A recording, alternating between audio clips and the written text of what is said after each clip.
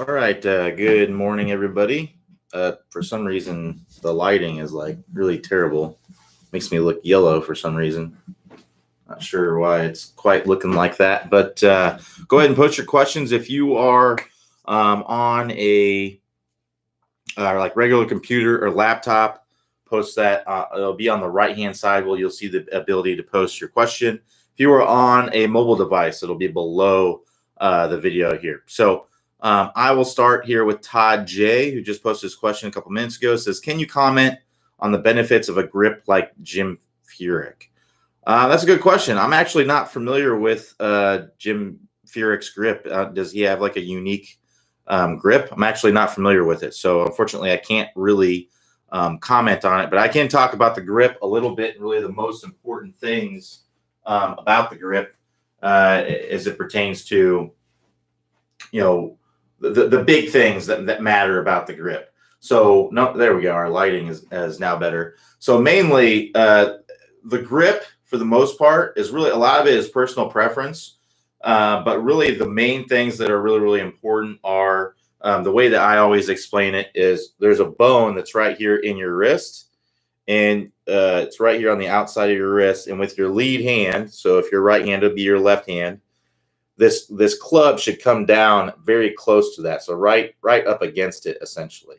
So that's going to put it in a very very good position. So if you are like this, where you have it really far away from that bone, you can get some good hinge there, and I can be very dynamic with my grip, but I don't have a lot of security. My fingers are not spread out on the grip very much. So I'm not going to have, I may like lose grip of the club. I'm not going to be able to put as much force into this handle, which is really, really important. And then if I have it too much in the lifeline of my hand, sure, I may have some decent security in the grip, but I can't really hinge my wrist very much. So I like to have it right there on that bone. That puts you to where what we have, the short thumb, the thumb's not going too far past your fingers. My fingers are spread out on here. I can hinge properly, and I have great coverage on the grip. So that's really the main thing with the lead hand. With the trail hand, with your thumb there, you're just going to take that lifeline in your hand, which if you put your pinky and thumb together like that, you're going to see there's a crease that forms in your hand. You're going to put that crease right on top of your thumb, and then boom, that's your grip. That's about the best way to put your hand on the grip. So that's what I really recommend. Now, as far as whether you use an interlock, an overlap, or a 10-finger grip, that's completely up to you and personal preference. But I know that doing those first two pieces there, that's what gives you great grip security and allows you to have a dynamic swing where you can actually move your wrists around. Now, as far as how strong or weak you want your grip, and by that I mean that's how you turn your hand on the handle. So turning, if you have it more this way, that'd be a stronger grip. And if you have it more this way, that would be a weaker grip. Again, that is personal preference. It's really, whatever helps you the most, gets you in the right position, then that's what's right for you. Generally, I would say most players would do better with a neutral to strong grip, because most players have trouble closing the face, right? Or getting the face squared up. They leave the face open often. A lot of people struggle with slice. Most people struggle with slices. So I would say, having a little bit stronger grip helps you to close the face, makes it easier to close the face. It won't close the face, but it makes it easier to close the face in the downswing. So that would be my recommendations. Everything else is really just personal preference. So Todd goes on to say he overlaps 2 fingers of the right hand. So you're saying like he does like a double like that? Is that what you're saying? I mean, it's really the same. That might take his right hand out of it a little bit. But you may lose a little bit of speed when you do that, which not something I would recommend for Jim Furyk. He's not a long hitter to begin with.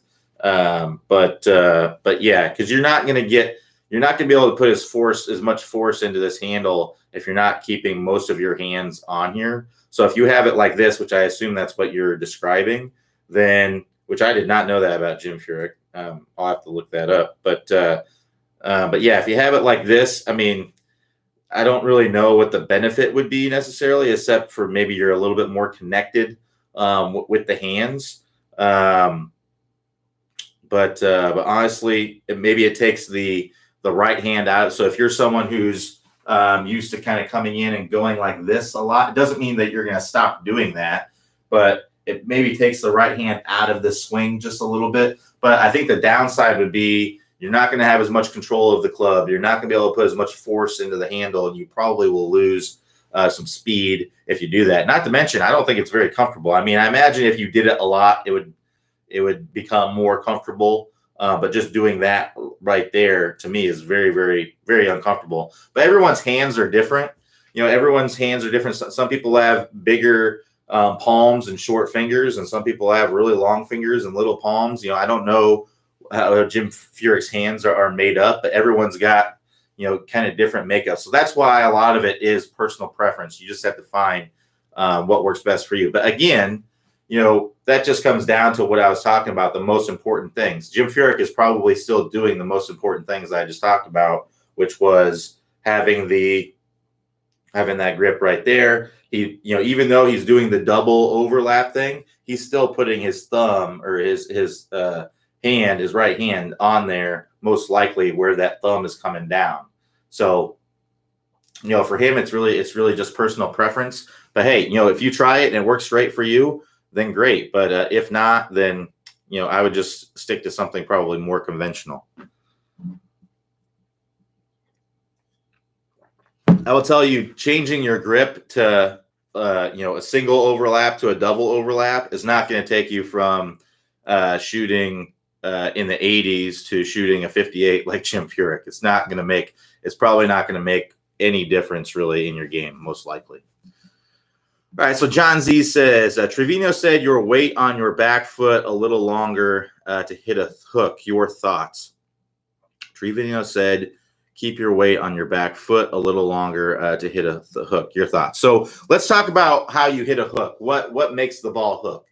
And then we can talk about exactly why, Trevino may say that. So the face, in order to hit a hook, the face needs to be closed to the path. That's how you hit a hook. There's you can't argue that. That's how you hit a hook. It's not about how your weight is necessarily distributed. Whatever you do in your swing is just to help you. If you're hitting a hook, it's just to help you to get the face closed to the path. That's it.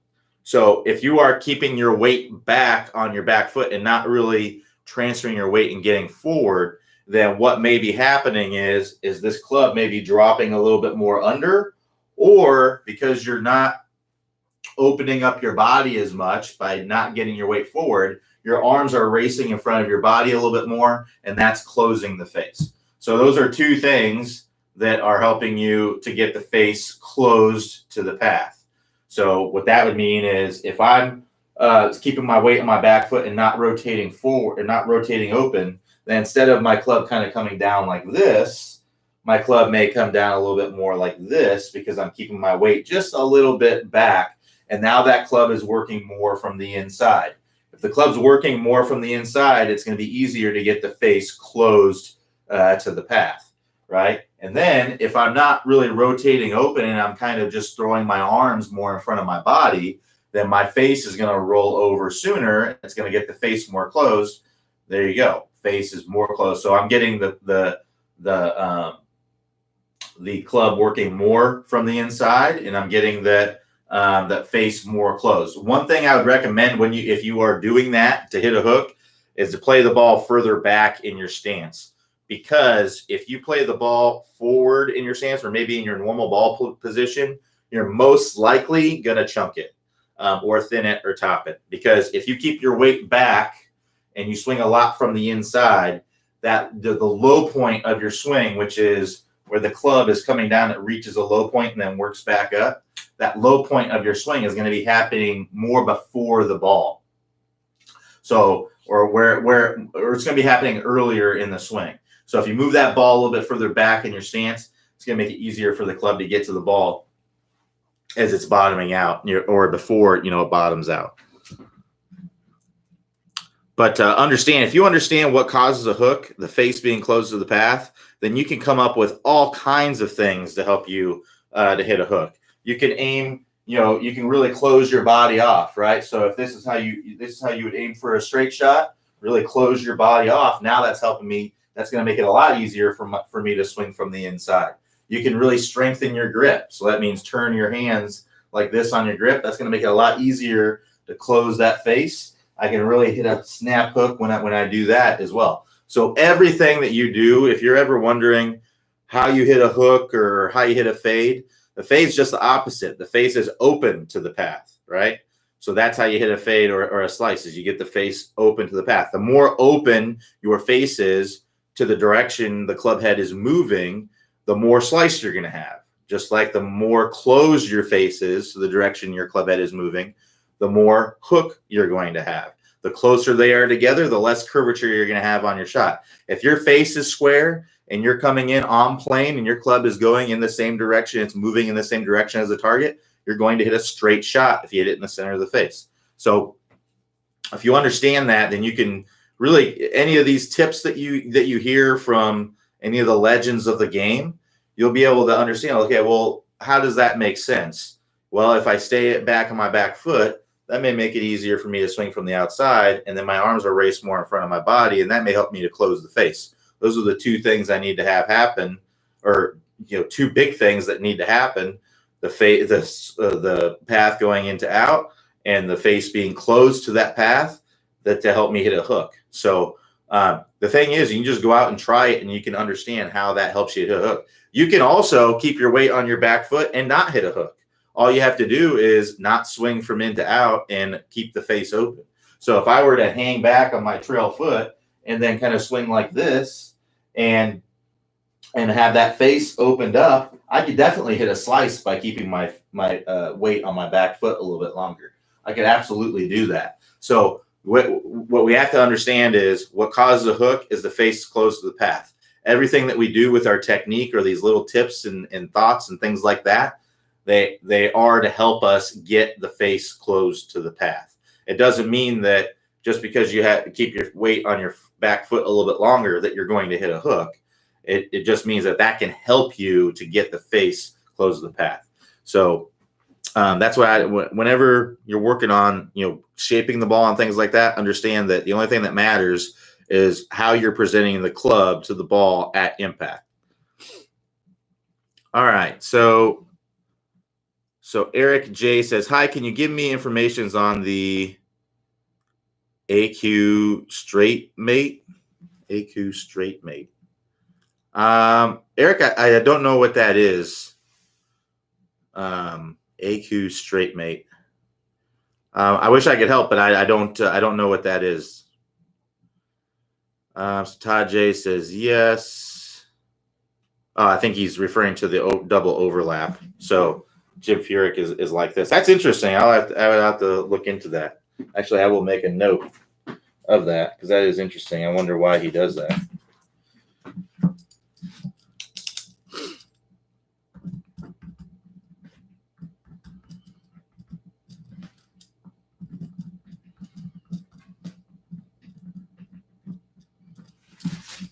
All right. So I just had to write a little note to myself there. All right. So Thomas O says, hi, Q. At home, I can get a 56-degree wedge shot over a bunker to a short pin. Here in Florida, I get the club caught up in this gnarly, wiry grass with a soft dirt under it. How do I hit this shot? You can actually hit this shot similar to what you would do with a bunker shot. Anything that you have where it's really, really soft underneath it, you can hit very, very similar to what you do with a bunker shot. I maybe just hit a little bit closer to the ball. So with a bunker shot, if you're in some fluffy sand, you typically hit about 4 to 6 inches behind the ball, and the ball will kind of glide through the sand and pop the ball up in the air. And you'll need to swing fairly hard when you do that because you're hitting so far behind the ball, and the sand is really what's propelling the ball onto the green. But if you're on something that's soft layer underneath, it's kind of like sandy. It's a little bit sandy and loose and things like that, you can play it very, very similar to what you do a bunker shot. What I'd recommend doing is I would just, with a normal bunker shot, you're typically opening up the face about 45 degrees. And the reason why you do that is to expose the bounce here. So I'm exposing the bounce. So you see, if I have it like this, if I'm coming in normally and I have some forward shaft lay, I'm coming in and my leading edge is hitting the ground. Well, that's hitting the ground first. That's going to want to dig into the turf. Whereas if I have this face opened up, now you can see that exposes this flange here, what we call the bounce, and that's going to allow it to kind of glide through the turf. So if you imagine a water skier, right? I think this is a really good analogy. A water skier, they have the nose of the ski is up in the air and it just glides on top of the water. Well, if that nose of the ski dipped down underneath the water, it would just dive into the water, right? So that's the same thing with your club. If you get this leading edge hitting the sand, it's just going to want to dive in. And we don't want it to dive in because then it's just going to get lost there in the sand. You won't be able to get the ball out. We want it to kind of glide on top and to be able to pop the ball up out of there. So if you're playing in loose turf kind of situation where it's kind of sandy underneath the ball, it's not necessarily a bunker per se, but it's kind of sandy underneath, kind of loose underneath. That what you can do is you can play it very, very similar to what you would a bunker shot.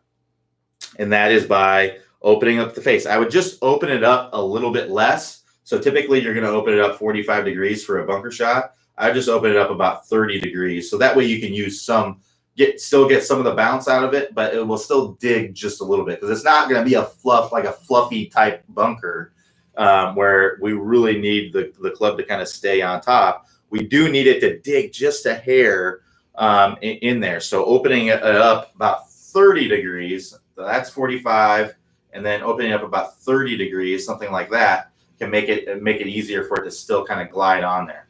And then instead of hitting 4 to 6 inches behind the ball, you maybe hit 2 to 3 inches behind the ball. You still want to hit behind the ball, hit kind of down through it, but let it kind of glide through whatever the surface is, whatever the kind of the loose surface is, loose sand, and it will pop the ball up out of there. And the good part about this as well is that you can swing. You have to swing hard, and when you're in kind of that gnarly grass like that, you need to swing hard. You can't take like a little soft swing, otherwise that it's just going to catch the club, right? So take a nice firm grip so that when you're going through it, if you're hitting any of that grass, it's not turning the club head on you.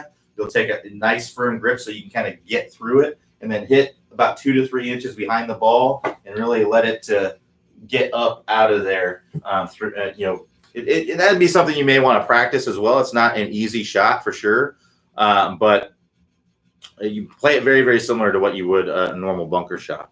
Just take a few little different adjustments.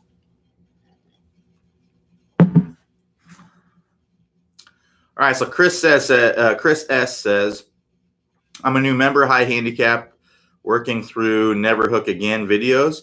I really like the basketball drill to help me visualize turning the club over. My question, with club in hand, is this achievable with both wrists at the same time to release? Can grip pressure affect this motion? Yeah, so you're doing the same thing here to close the face.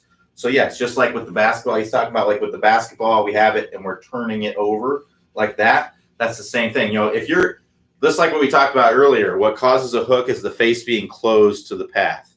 What causes a slice is the face being open to the path. So you want to, this is a good drill to kind of help you understand how the face is. This would be face closing. This would be face opening, right? So if I do that with the club here, face closing, that's face closing, and this is face opening as I'm coming through. So you kind of have that feeling of how the club is working through impact. So yes, you would do that with the grip, with your hands on the club. It's to help you understand how to do that. And then grip, as far as grip pressure is concerned, yes, if you are putting a stranglehold on this club, it's going to be harder to maneuver.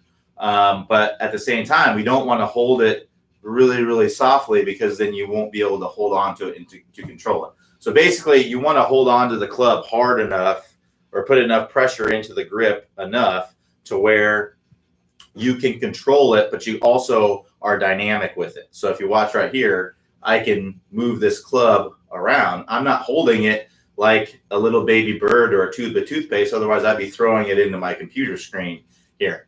I'm holding it, but I can still control it and do what I want with it. So that's basically where you want to be with the happy medium on that. So Dan Shee says, Q, I recently watched Clay's hitting into the wind video, and he talks about hitting it higher on the club face. Can you explain how you do this? Thanks, and everyone stay safe out there. So the main way that you would be able to do this is with forward shaft lean. So if you watch here, if I grab a club,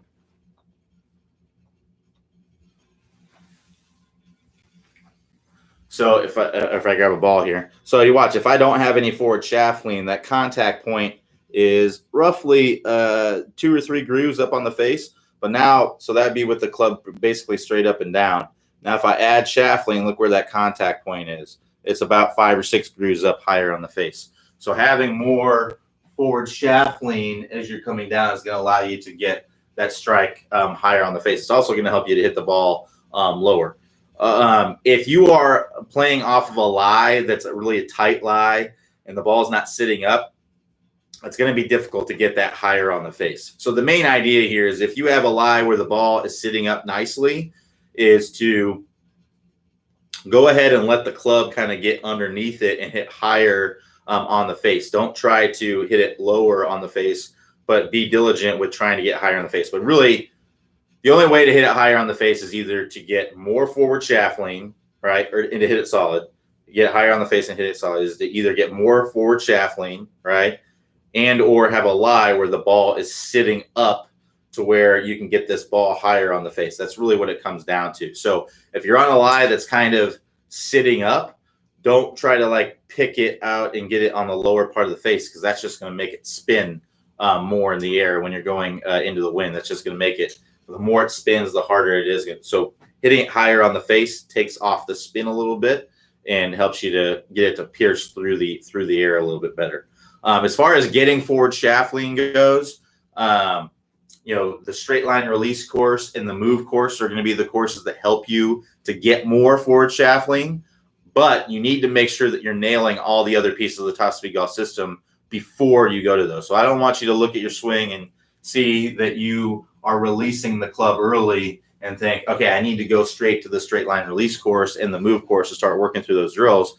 Because odds are you probably need to work through the first 4 pieces of the top speed golf system before you get there. You may not need to. You may look at your swing and your spine angle is great and your power turn is great. You're getting lag. Your compression line is perfect. All that stuff is good. You're just not releasing the club properly. It's fairly rare that I would see that, but because usually your release is pretty decent if you are doing those first 4 things, because they're all kind of connected together. But if not, then you need to make sure that your spine angle is good. We need to make sure as we're coming into contact, we are angled away 20, 25 degrees as we're coming in. We need to make sure that we have a good power turn, because if you don't, if you have a short turn, you're going to rush the downswing, release the club early. You need to make sure that you have lag in the downswing. So you're sharpening this angle as you're coming down. If you're releasing this club already from right here, there's almost no way you're going to be able to release it more out in front. You need to make sure that your compression line, which is the line that goes from your lead, shoulder, hip, and ankle, we want that to be all in a straight line there at contact and slightly angled away from the target. If you are bumped out like this, then you can't really rotate. And if you can't rotate the body, then you're not going to be able to release the club out front. So you need to make sure that those 4 things are in order first. All right. So Michael G says, hi, Q. What would be your suggestion for indoors practice in those days of recommended confinement at home? You can work through the entire top speed golf system at home. The top speed golf system does not require you, working through a lot of it does not require you to hit golf balls. Basically, you can just do the practice swing portions and work on getting into the positions. That's what I would recommend doing. The whole entire top speed golf system. You can also do speed training. If you have a net set up, the best way to be doing is if you have net set up and a mat and a little swing speed radar or something to measure your club head speed, I'd be doing definitely some speed training, working through the 20-minute distance fix. And you also don't need to hit a golf ball when you're doing that either. If you have the space to swing and you have just something to measure your club head speed, like a swing speed radar, then you can do the speed training with that as well. You just work through the 20-minute distance fix. You just won't be hitting balls. You'll just be taking swings and trying to work on getting into the positions. A lot of times this is a good thing to do, because I find that many people in their practice, they may be working on, they go to the range to practice, which is understandable.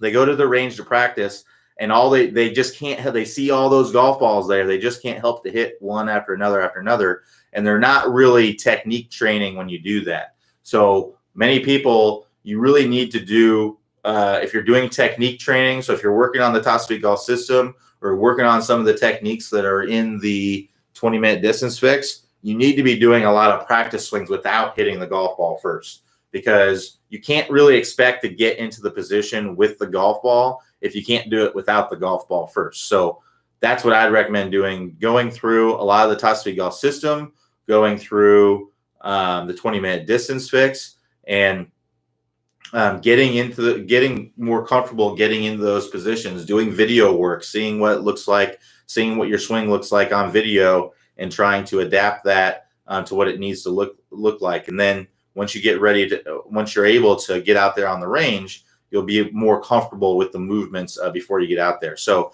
yeah, absolutely. You can work through the system. You can work through the 20-minute distance fix. A lot of it is just doing practice swings, getting into the positions. So John S. says, what is a good drill to tuck your right elbow during the downswing? My arms separate during the downswing. Is the problem from the lower body, upper body not rotating? So John, it's hard to say without seeing your swing, but you're most likely coming down steep.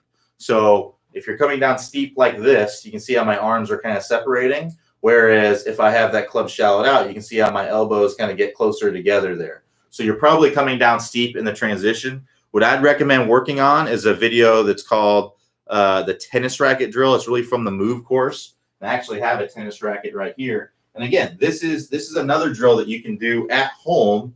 You don't need to go to the range. You can stay quarantined in your house with your tennis racket, and you can work on this. If you don't have a tennis racket, you can find really, really cheap tennis rackets. I think I got this one when I was in high school. I think it was like $20. Now, if you get a really cheap one, the grip will kind of break apart and rub off on your hand, but this one works just fine for what we're trying to do. And the reason why we want to use a tennis racket is because when we have this club at address, right, I can clearly see that is a square face. I'm looking down at it. I can see, okay, that leading edge is pointing right at my target. But when I have this out in space, it's a lot more difficult for me to see where the club head is pointing or where the face is pointing. With this tennis racket, I can clearly see throughout the swing where the face is pointing. It's exactly where the strings are pointing.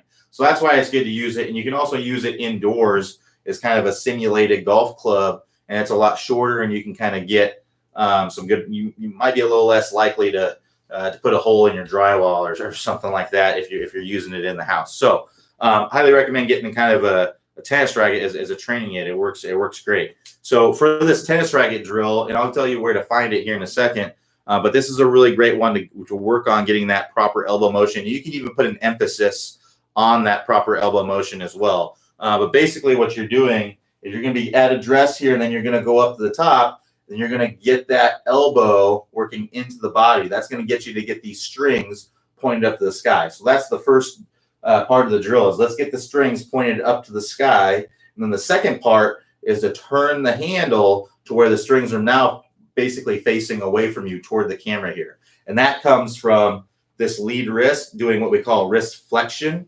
This is wrist flexion right here. You can see that closes the face, wrist flexion. And that's the trail wrist doing what we call wrist extension, which is closing the wrist, or closing the face. Both wrists need to do that. I can't have the wrist flexion in the lead hand, but then have my trail hand not do the wrist extension. Because if I do that, here's what's going to happen, right? So I'm just going to cast the club. That's why a lot of people I find have issue with this drill. They say that they work on the tennis racket drill, but then they just start casting. Well, that's because with the trail wrist, they're not doing the wrist extension there. They're still they're still pushing this club out with the turning down the handle. So you have to do both.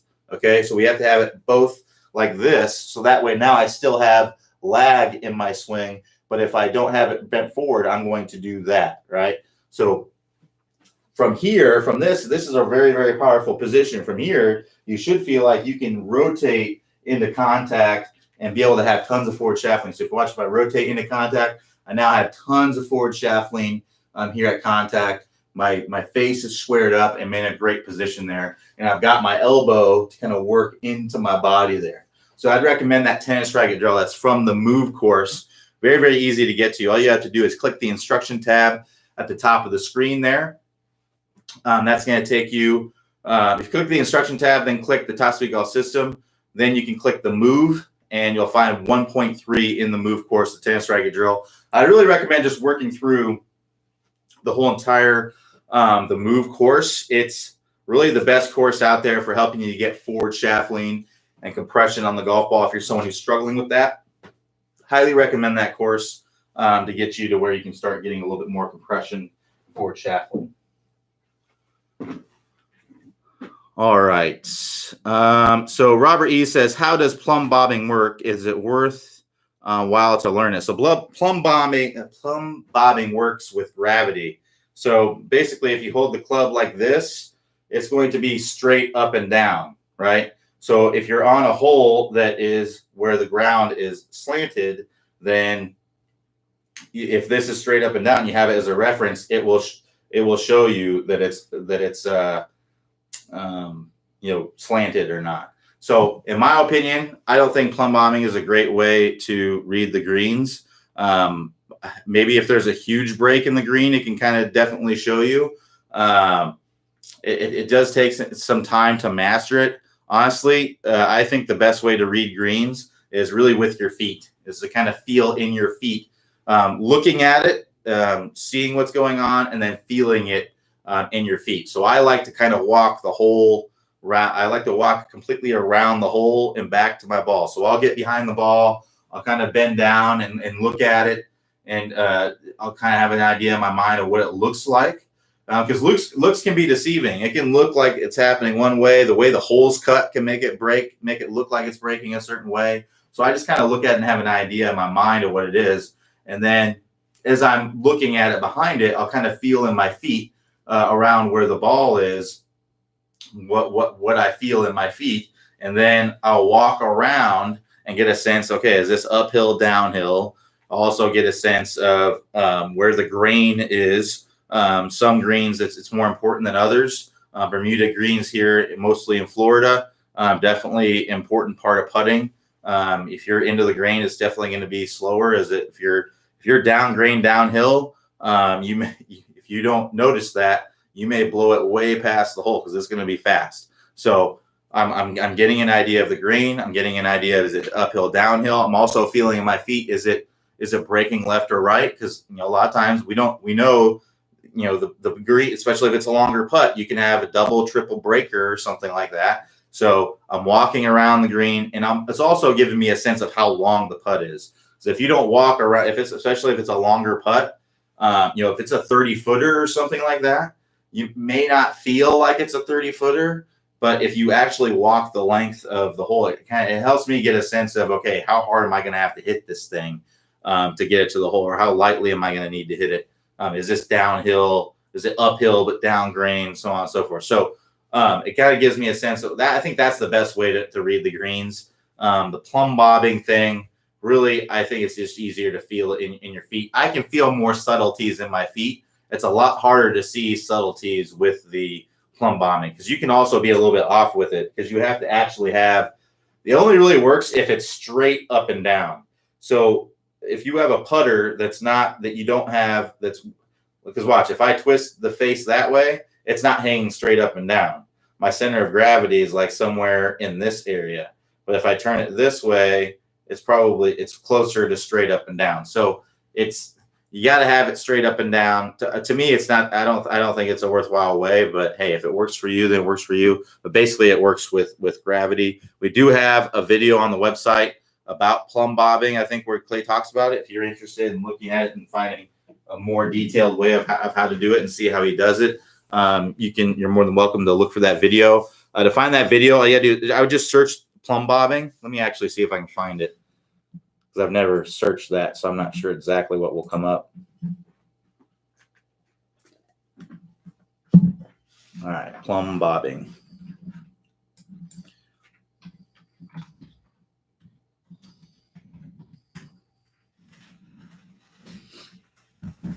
See if we get anything to come up. Nothing came up. Let's try this.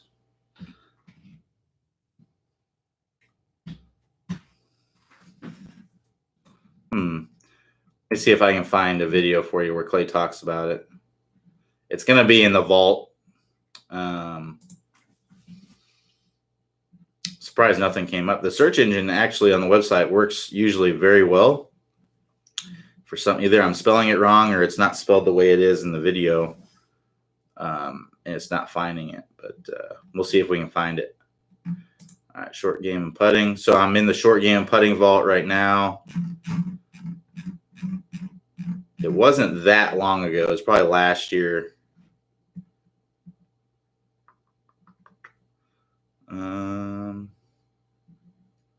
There you go. Putting hacks. So SH049. You can look for that video. SH049. So Clay's actually in the thumbnail of the video. He's actually doing the plumb bobbing thing. I will say that it's hard. It's easier if you have like a blade putter. If you have like a bigger mallet putter, it's just harder to find that center point to where it's going to be straight up and down. But if you want to check out that video, it's a putting hacks video, 5 putting hacks. That's the video that I'm talking about, and it can help you to learn that plumb bobbing method. So you can either search the word putting hacks or 2 words, putting hacks, or SH049. And to use the search engine on the website, if you're on like a normal computer, laptop, or something like that, it's going to be in the upper right-hand corner. If you're on a mobile device, there's an icon in the upper right-hand corner of the screen that's 3 horizontal lines. If you select that, it'll expand a menu. If you scroll down on that menu, you'll find the search box, the search window. All right, so James M says, Q, I just want to thank you for your advice that you most your video yourself to get better or to see what you are doing. I thought I was reaching for the sky, and I was not. Now I see that I am. Thanks. No problem. Yeah, so a lot of people, I'm shocked a lot of times by the amount of people that tell me that they don't video their swing. I will tell you, if you are serious about improving your golf game, you have to video your swing. It's just a necessity. I know it's a pain in the neck, but honestly, if you get in the habit of doing it and how to set it up, it's actually very, very easy to do. If you get, you can get a couple things. So one, I'd be able to get something that's called Selfie Golf USA. That's what I use now. It's just a little contraption. It's like 2 chip clips that are connected together, and one of them attaches. I'll grab there we go. So one of them is going to clip onto your phone, and then the other one is going to clip onto an alignment stick. And you can stick the alignment stick in the ground and put it up against your golf bag to stabilize it, and that will hold it there perfectly. Or you can, what I used for a long time before I had the Selfie Golf thing was I just had a tripod, a little mini tripod with a phone mount on it. That's all I had. So if you go to Amazon, you can search phone mount tripod and find all kinds of options. Basically, it was just a little collapsible. It's about that big, little collapsible tripod, and it got to where the video was about right here, which is where you need it. And it had a little spring-loaded thing on it that held the phone in place while you took video. It's a little clunkier than the it'll fit in your bag still, most likely, but it fit in my bag fine.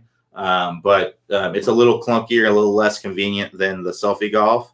Selfie Golf, you just grab your alignment stick, stick it in the ground, and you're ready to go. But then I would get an app like V1 Golf. So it's a free app for Android and Apple, and you can analyze your swing, draw lines, go frame by frame, see exactly what's going on. I highly recommend that you do that. People ask me all the time, what is your favorite training aid? What's the best training aid out there? Most people already have it. It's their phone.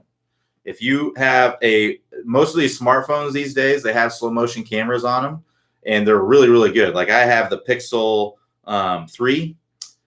So it's got a very, very good slow motion camera. Pretty much any of the iPhones have really good, unless you have like a 12-year-old iPhone or something like that. It may not have the best camera on it, but any iPhone that's made, and I'm guessing in the last 10 years, has that slow motion camera on it. It's a fantastic, camera to be videoing your swing. So highly recommend doing something like that. Because, folks, feel isn't always real. I think we've all known that. And I think if you video your swing for the first time, a lot of times people are shocked by what they see with their swing. So highly recommend you got to video your swing to see what's really going on there. So that way you can actually make changes in your swing. And if you're working through the Top Speed Golf system, videoing your swing is a requirement, which everyone on this, everyone that's in here should be working through the Top Speed Golf system. Or have worked through the Top Speed Golf system and video their swing.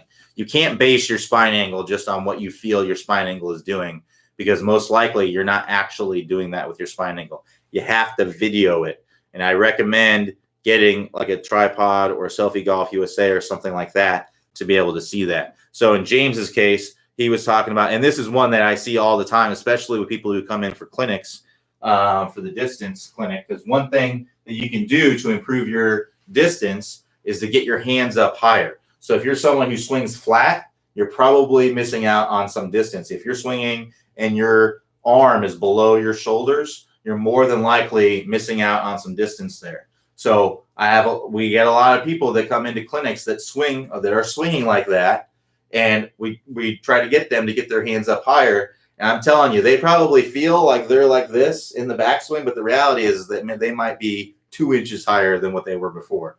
And it's because feel isn't always real. You've got to check and see what's going on in video. A lot of times I'll video their swing while they're doing it, and then I'll show them, and they'll be like, man, I thought I was way up here. But the reality is they were just barely higher. But that's why you need to video your swing, because feel is definitely not always real.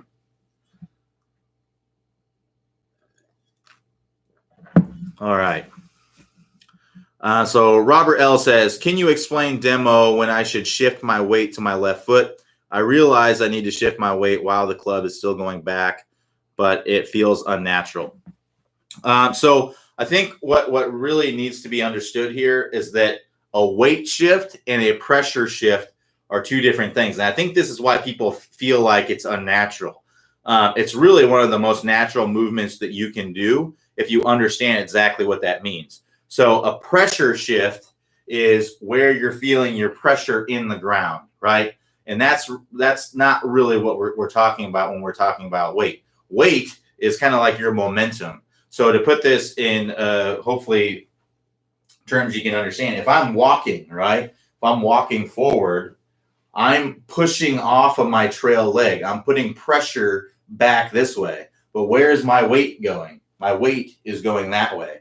And that's what we're saying. As you're going up to the top, you're going to be building pressure into your trail leg. But as you get up to the very top, the very last part of the backswing, you're going to have a momentum shift going forward. So that way, just before you're starting down with your hands, you're starting to get some pressure into that lead foot, and you can lead the downswing with your lower body. So it's different. It really depends on how long your swing is. If you have a longer swing, it's going to be happening later. If you have a shorter swing, it's going to be happening earlier. But basically, it's that last little bit of your backswing is where you're going to start getting that momentum moving forward. And you're going to feel pressure building in your trail leg. So you're not getting all your weight to your lead side, all your pressure to your, sometimes I mix them up too.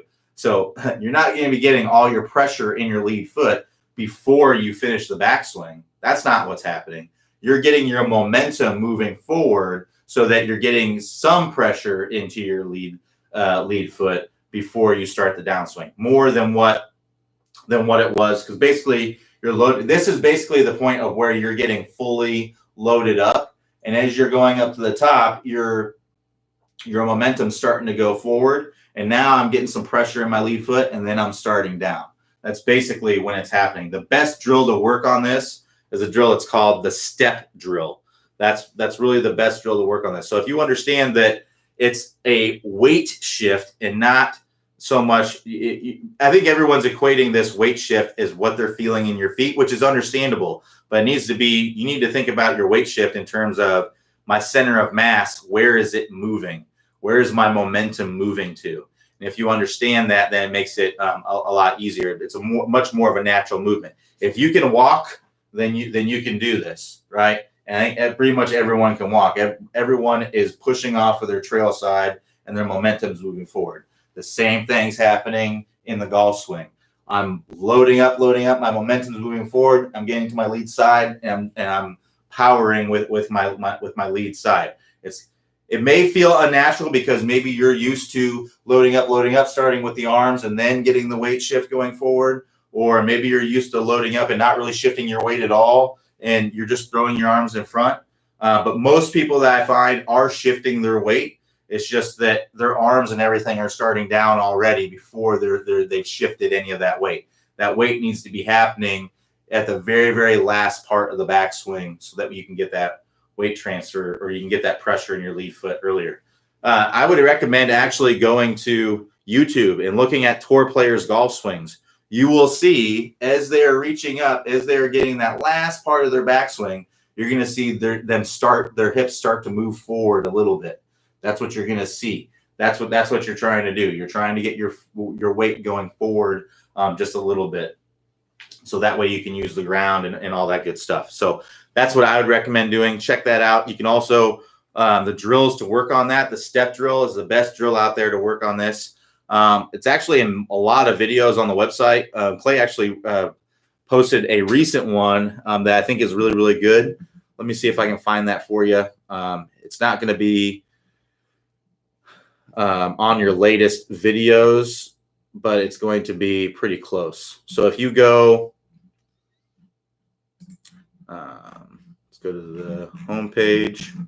So if you click the house icon, that's going to take you to the home page. So there's a little house icon at the top of the page there. If you click that, that'll take you to the home page. And then on the left-hand side of the home page, or if you're on a mobile device, it'll be just right there. It'll say latest videos, and you won't see it there because it only shows the last 1, 2, 3, 4, 5 videos. But I think it was 6 videos ago.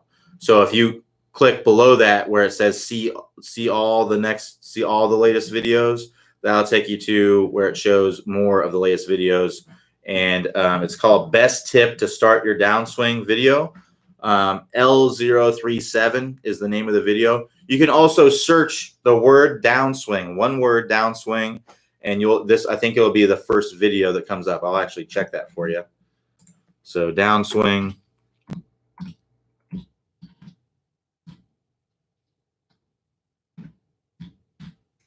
Go. So I'm searching the word downswing on the website, and it's the first video that comes up. So if you're looking for the search bar, upper right-hand corner of the screen, you'll see that. If you're on a mobile device, click the little icon that's 3 horizontal lines in the top right-hand corner. That will take you to, that will expand a menu. And then if you scroll down on that menu, you'll see the search box right at the bottom of that. All right, so James M says, I practices with the T-ball in the backyard. The T-ball only goes about 40 to 50 yards. Swing as hard as you can. Thanks for sharing, James. Yeah, I'm not. Is a T-ball, is that some sort of training aid or something? I'm not familiar with that, but yeah, getting some good practice indoors is, or in the backyard is definitely a great way to keep up with your game. So Alan B says, when chipping around the green, say 5 to 30 yards, would you recommend a short, fairly rapid swing or a slower rhythmic swing? I'd recommend kind of a slower, I guess, rhythmic swing. You don't want to be really slow. Obviously, you want to kind of accelerate through the ball, but you don't want like a really quick, rapid swing either. Just like a happy medium between that. So if you kind of want to look at what I would say for a 5 to 30 yard shot. So maybe this would be like a shot where I'm trying to carry the ball about 5 yards. They would look something like this, right? So that's just a really low. That'd be if I had a wedge. If I had a 8-iron or something like that, it would be a lot shorter than that. But that'd be if I was chipping like with a wedge. Now for a 30-yard shot, it would probably look something more like this, right? So that's a little bit more, a little bit longer of a stroke, but I accelerated through it, right? So you don't want to necessarily be like this, right? And you don't want to be like that either. So, and everyone's rhythm and tempo and so on and so forth. Some people may do a little bit better with a slower type tempo, and some people may be able to do better with a rapid tempo. It's really personal preference, but I would say kind of a happy medium between there would be the best. One thing you can do is you can go out there and test this and find what works best for you. The easiest way to kind of, a lot of these things aren't universal truths. Some people may chip better with kind of having a quicker stroke, and some people may chip better with a quicker, shorter stroke, and some people may chip better with a longer, slower stroke. So what I'd recommend doing is I would just go out and test and see what works best for you. If chipping with a slower stroke works better for you than somewhere in between, or a fast rapid stroke, who am I to tell you that it's wrong that you do that, right? If it works better for you, then that is what you should do. So the easiest way to kind of test these things, if it's not something that I would call a universal truth, then I would just go to both ends of the extreme. I would take some shots where you swing as quickly and short as possible for that. It's probably not going to be a good result because it's pretty extreme. But then I would progress that to where it's a really slow and long stroke coming back. I would just progress that until you get to where you're on the other end of the extreme. So I'd hit a few balls at every little progression. And then I'd find which where you were the most comfortable and gave you the best results. It's going to be somewhere in between there, most likely.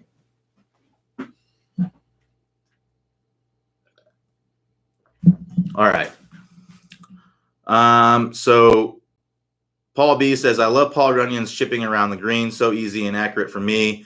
I'm only talking chipping here. Your thoughts? I'm not familiar with Paul Runyon's chipping around the green. So fortunately, I can't give you my thoughts. So we got about 8 minutes left. So go ahead and post any more questions that you have. I'll be happy to help. But I'll definitely check that out, Paul. I'll make a note of that as well. Paul Runyon's chipping. Sorry about that. Let me put that on Do Not Disturb.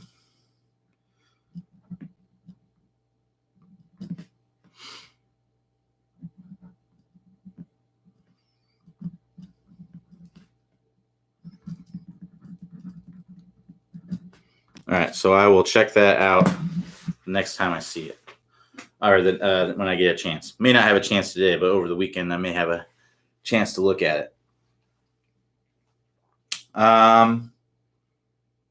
So Rick E says basic impact with irons.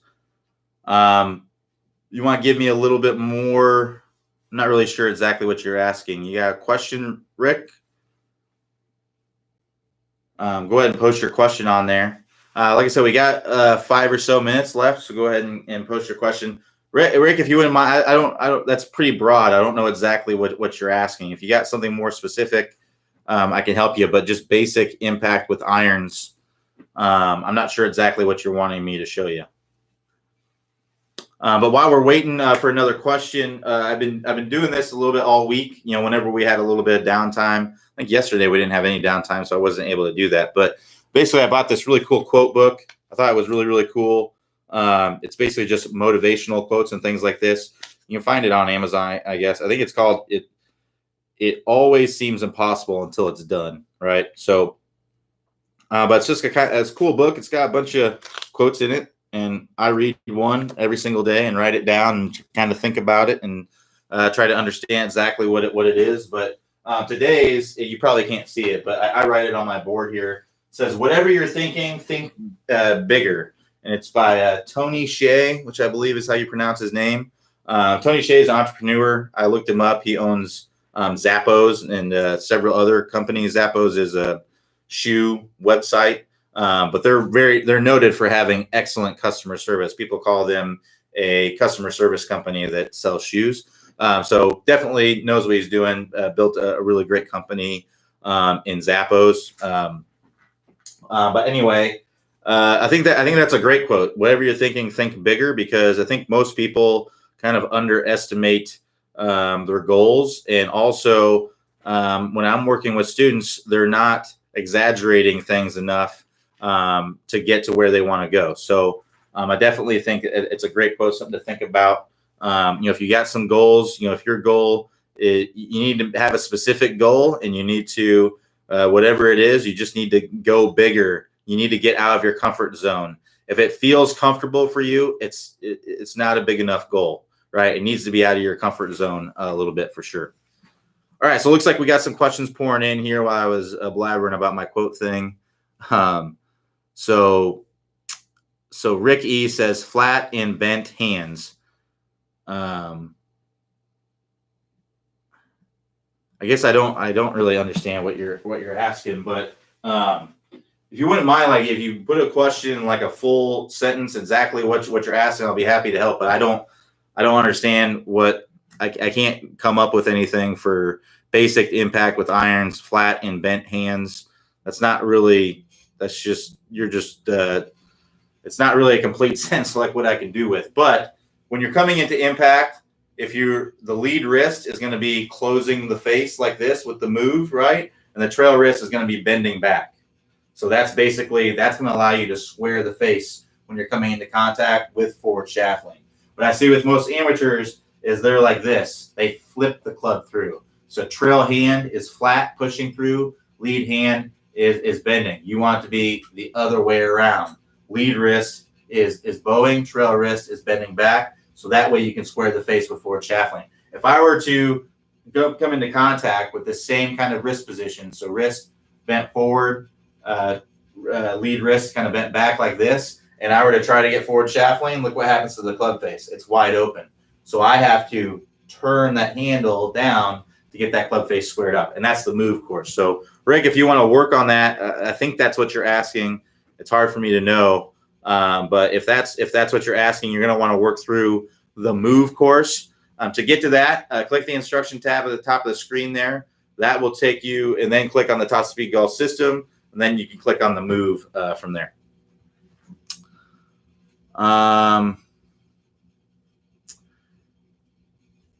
So Al N says review L to L drill. So I think what you're talking about is the drill where you're going like this and then through like this. I'm not a big fan of this drill because I think it actually helps you to kind of release early, which is not what you want to do. So I actually like kind of a L to a full finish kind of drill. That's what I'd recommend doing, is go up to here and then swing through, but come all the way around to a full finish. Because if you're just coming around the same point in the downswing, you may make great contact, which is fine, but you're going to be slowing down, and you may actually release the club early when you do that. So if you want to retain speed and have good contact, I would do L here and then come all the way around into a full finish, accelerate all the way through. So Rich M says, how much supination does the left arm do in the backswing? And when do you start the pronation in the downswing? Supination is going to be inward rotation, right? And pronation is outward rotation. So how much does it do? It's really personal preference. There's no hard or fast rule that says your arm has to supinate 5 degrees or 20 degrees. If you do it in the backswing, you have to do it in the downswing. So if you don't if you have no supination in your arm as you're going back, then don't have any supination in your arms in the downswing. Now, if you do that, it's going to be hard to get this club on plane, but typically there's going to be some. Like you're going to have some supination in the backswing, and then the downswing, you just need to do the same. So there's no hard or fast rule for the amount of degrees that you need to do that. And really, that's kind of getting out into the weeds a little bit too. That's getting a little bit too much into the detail of what you need to do. Really, what you need to do is focus on the pieces of the Toss to Be Golf system, and do what feels natural to you. If bringing the club back and having more supination feels natural to you, then do that. If having very little feels more natural to you, then do that. It's really personal preference, but whatever you do in the backswing, you got to do in the downswing as well.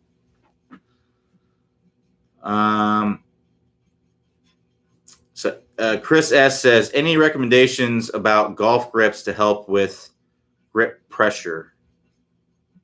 So I'm not recommendations to help with golf grips. So the actual grips themselves, or the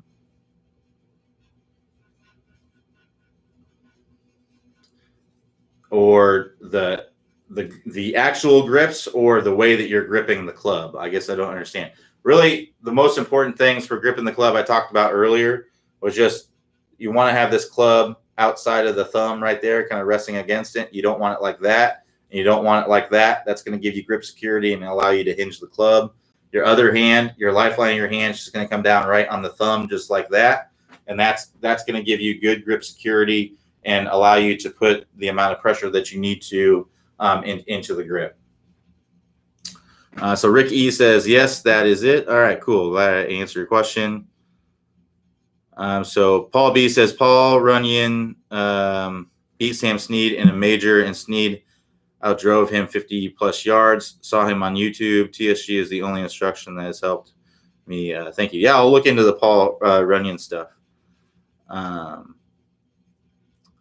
So James N says, have a nice week, and please be careful of this virus. Yes, everyone do the same. Practice social distancing and all that good stuff. So everybody, thanks for joining me today. As far as I know, office hours will continue. I'm at home, so shouldn't have any issue continuing with the office hours with the coronavirus stuff. So assuming I don't get coronavirus, we will be continuing with the office hours next week, same schedule and all that good stuff. So everybody, thanks for joining me. Everybody have a good rest of your week, or everybody have a good weekend, and I will talk to you next time.